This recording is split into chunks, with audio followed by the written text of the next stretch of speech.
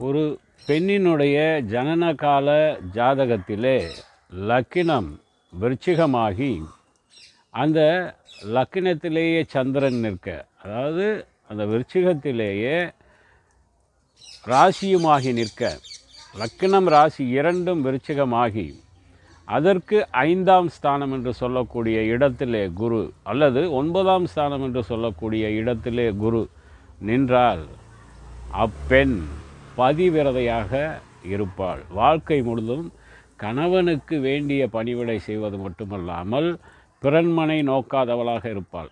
அதாவது வேறு எந்த ஆணையும் வேறு கண்ணோட்டத்தோடு பார்க்காதவளாகவும், வேறு எந்த ஆணையும் உடன் பிறந்த சகோதரர்களாக மட்டுமே எண்ணக்கூடியவளாகவும், கணவனுக்கு மட்டும் வேண்டிய அனைத்து விதமான பணிவிடைகளையும் அவருக்கு தேவையான அனைத்து சௌகரியங்களையும் செய்து கொடுப்பது மட்டுமல்லாமல் அந்த கணவனுக்கு பதிவிரதையாக வாழ்வது அவளுடைய இயற்கையான ஜாதக விதி.